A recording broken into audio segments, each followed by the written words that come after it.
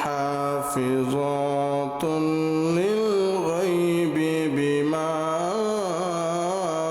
হাফিজাল্লাহ। আল্লাহ রাব্বুল আলামিন বলতেছেন, আদর্শবান নারী কারা, সৎ চরিত্রবান বান্দি কারা, আদর্শবান রমণী কারা, আল্লাহু আলা বান্দি কারা শুনতে চাও? ফাসলিহাত, আদর্শবান বান্দি তো তারা, সৎ চরিত্রবান বান্দি তো তারা, সৎ চরিত্রবান রমণী তো তারা, পরকালের ইজ্জত সম্মান পাবে যারা। এরপর আল্লাহ রাব্বুল আলামিন আয়াতের মধ্যে দুইটা বৈশিষ্ট্যের কথা বলেছেন। এক নম্বর বৈশিষ্ট্য হচ্ছে কনিতাত, এই নারীগুলো আল্লাহর আনুগত্য করে। আল্লাহ কখন কোনটা বলছে সামিআনা শুনে, ওয়া আতানা মানা শুরু করে দেয়। এই নারীটা হলো আল্লাহ রাব্বুল আলামিনের কাছে একমাত্র প্রিয় নারী। সুবহানাল্লাহ। এরপর আল্লাহ রাব্বুল আলামিন বলতেছেন, হাফিজাতুন লিল গায়বি বিমা হাফিজাল্লাহ। আল্লাহ রাব্বুল আলামিন বলতেছেন যে একজন নারীর কাছে তো তার স্বামী 24 ঘন্টা থাকবে না। ব্যবসা বাণিজ্যের জন্য, চাকরি বাকরির জন্য, রিজিকের জন্য বাইরে যাবে, বিদেশে থাকবে, প্রবাসে থাকবে, এটাই স্বাভাবিক। বাড়ি থেকে বাইরে থাকবে, এটাই স্বাভাবিক। শুধু এই রিজিকের জন্য তুমি যখন বাসায় থাকবে, তোমার স্বামী যখন বাসায় থাকবে না, ও মা ও বোন, তোমার যৌবনকে, তোমার জীবনকে, তোমার সতীত্বটাকে, তোমার চরিত্রটাকে, তোমার লজ্জাস্থানকে হেফাজত রাখবে, যেভাবে আমার আল্লাহ রাব্বুল আলামিন হেফাজত করার কথা বলেছেন। সুবহানাল্লাহ। এখন আমার ভাইরা, আমার বন্ধুরা, দুঃখের সাথে বলতে হয়, বিভিন্ন পেপার পত্রিকা, অনলাইন নেট মিডিয়ার মধ্যে যদি আমরা তাকাই, আমরা যদি মুখ রাখি, তাহলে দেখা যায় এই স্বামী প্রবাসে গেছে, বাইরে গেছে, এই স্ত্রীর জন্যই, এই ছেলে মেয়ের জন্যই গেছে, এই সংসারের জন্যই গেছে। স্বামী বাইরে থেকে টাকা পাঠায়, সেই টাকা দিয়ে স্ত্রী পর পুরুষের সাথে আড্ডা মারে, পর পুরুষের সাথে টাকা পয়সা নষ্ট করে। স্ত্রী যখন শুনে স্বামী দেশের মধ্যে আসবে, তার 2, 3, 4 সপ্তাহ আগে টাকা পয়সা, স্বর্ণ রৌপ্য নিয়ে স্ত্রী ভেগে যায়। এমন নজির আছে না নাই? আমার ভাইরা, আমার বন্ধুরা, দেখেন গভীর মনোযোগ, যে একটা কুকুর এক পা উঠাইয়া যখন প্রসাব করে, তখন বুঝবেন ওই কুকুরটা সাবালক এবং সাবালিকা হয়। একটা মা কুকুর বছরে 2, 3, 4, 5, 6, 7টা পর্যন্ত বাচ্চা দেয়। একটা মা কুকুর যতক্ষণ পর্যন্ত ওই মা কুকুরটার বাচ্চাগুলো যতক্ষণ পর্যন্ত প্রাপ্ত বয়স্ক সাবালক সাবালিকা না হয়, ততক্ষণ পর্যন্ত ওই মা কুকুরটা পর কোনো কুকুরের সাথে, অন্য কুকুরের সাথে চলাফেরা করা, বাজে কাজে লিপ্ত হওয়া ওই মা কুকুরটা কিন্তু করে না।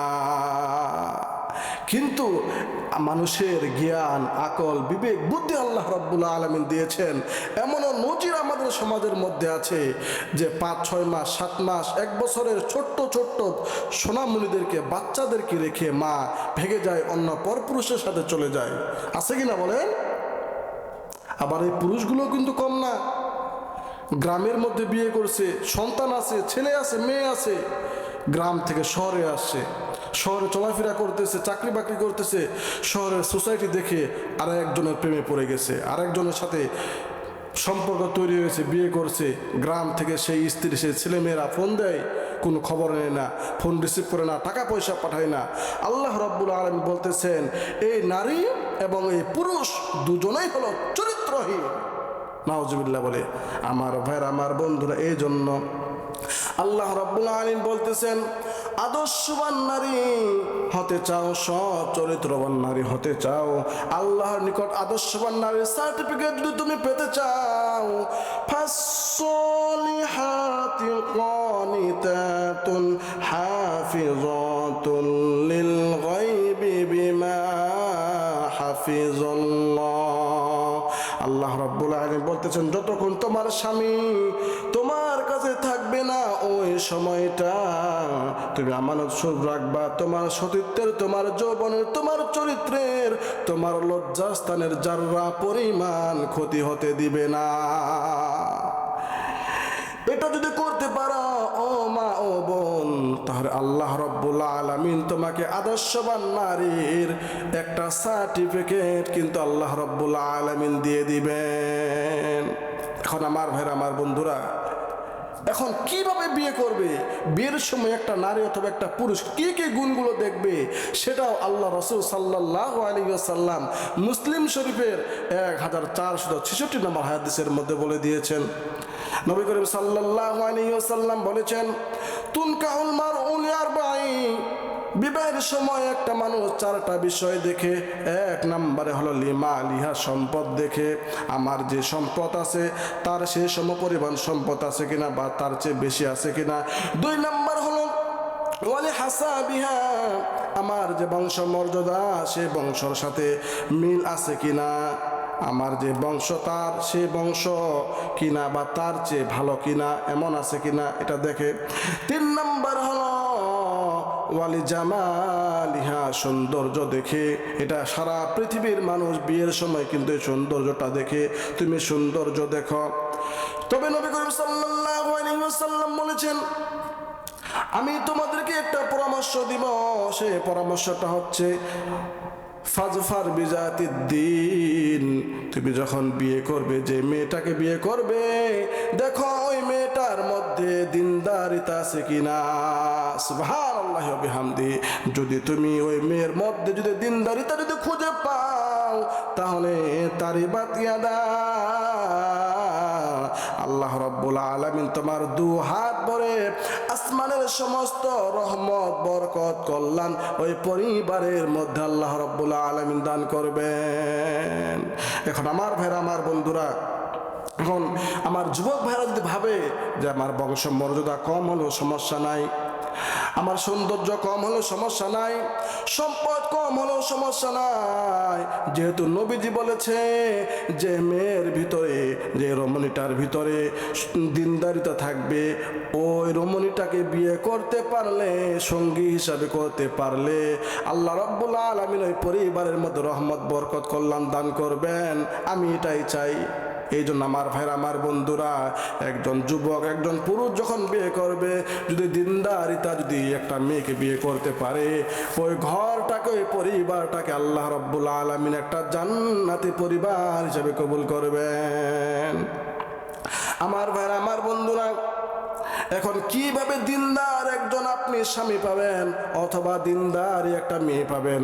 আল্লাহ রাব্বুল আলামিন সেটাও পবিত্র কুরআনুল কারীমের মধ্যে সূরা নূরের 26 নম্বর আয়াতের মধ্যে আল্লাহ রাব্বুল আলামিন বলে দিয়েছেন, আল খাবিসাতু লিল খাবিসিনা ওয়াল খাবিসুনা লিল খাবিসাত ওয়াত তাইয়্যিবাতু লিত তাইয়্যিবিনা ওয়াত তাইয়্যিবুনা লিত তাইয়্যিবাত। আল্লাহ রাব্বুল আলামিন বলেছেন, আল খাবিসুনা লিল খাবিসাত, তুমি যদি দুশ্চরিত্রবান একটা ছেলে হও, তাহলে তোমার জন্য কিন্তু দুশ্চরিত্রবান একটা মেয়ে কিন্তু জুটে যাবে। আর তুমি যদি দুশ্চরিত্রবান মেয়ে হও, তোমার জন্য কিন্তু দুশ্চরিত্রবান একটা ছেলে জুটে যাবে। এরপর আল্লাহ রাব্বুল আলামিন বলেছেন, ওয়াত-তাইয়্যিবাতু লিত-তাইয়্যিবিন, তুমি যদি নিজেকে পবিত্র রাখো, তাহলে তোমার জন্য আল্লাহ রাব্বুল আলামিন পবিত্র একটা মেয়ে অথবা পবিত্র একটা ছেলে তোমার ভাগ্যে জুটিয়ে দিবেন। সুবহানাল্লাহ। আমার ভাইরা, আমার বন্ধুরা, এই জন্য নিজেকে পবিত্র রাখতে হবে, তাহলে আপনি পবিত্র সঙ্গিনী পাবেন। একটা উদাহরণ আমি এইভাবে বলি, 1000 বছর বছর আগে কি মোবাইল ছিল, টেলিফোন ছিল? এগুলো কি ছিল নাকি? ছিল না। মোবাইল ছিল না, টেলিফোন ছিল না, বিদ্যুৎ ছিল না, চিঠির মাধ্যমে কথা আদান প্রদান করা হতো। এই 1000 বছর আগের একটি ঘটনা কিতাবের মধ্যে আছে। একটা রমণী বাড়ি থেকে কোনো এক জায়গায় রওনা করেছে, অথবা সেখান থেকে আবার বাড়ির উদ্দেশ্যে রওনা করেছেন। এই রমণীটা পর্দানিশী আল্লাহ ওয়ালা একটা রমণী। রওনা করতে করতে পথির মধ্যে মাগরিবের আজান দিয়ে দিল। চারিদিকে অন্ধকার আর অন্ধকার, অন্ধকার হয়ে যাচ্ছে। হাতের মধ্যে কোনো আলো নাই, লাইট নাই, বাল্ব নাই। এই রমণী মনে মনে চিন্তা করতে, আরে আমি যদি এই মুহূর্তে সামনের দিকে যদি অগ্রসর হই তাহলে তো বিপদ হতে পারে। যেহেতু আমি একজন আল্লাহওয়ালা, একজন আমি পর্দা নিয়েছি, একজন মহিলা রমণী, না না, আমি সামনের দিকে অগ্রসর হব না, বরং আমি একটি বাড়ির মধ্যে আশ্রয় নেই। সুন্দর একটি বাড়ির মধ্যে নক করলো। একজন যুবক বের হয়ে আসলো। সেই যুবকটিকে বলতেছে, আপনার যে মা অথবা বোন থাকে তাকে একটু বের করে নিয়ে আসেন, আমি একটু কথা বলবো। বলতেছো, আল্লাহর বান্দি, আমার মা আর আমার বোন ছিল, তারা বেড়াতে গিয়েছে। কি সমস্যা আমাকে বলুন, আমি চেষ্টা করব সমাধানের জন্য। কিতাবের মধ্যে আসছে সেই রমণীটা সেই যুবকের দিকে একটিবারের জন্য তাকাইয়া দেখলো। ওই যুবকটাকে সাধারণ কোনো যুবক মনে হয় নাই। মনে হলো যে তার মুখ থেকে নূর চমকাচ্ছে, নূর চমকাচ্ছে। সুবহানাল্লাহ। এবার বলল, ভাই রে, আমি এক জায়গায় যাওয়ার জন্য রওনা করেছি, কিন্তু রাত হয়ে গিয়েছে। আজকের রাতটা আমি আপনার বাসায় থাকতে চাই, থাকা যাবে কি না? এবার বলতেছে, অবশ্যই আসেন। ঘরের মধ্যে নিয়ে গেল। যাওয়ার পর ওজোর পানি দিল।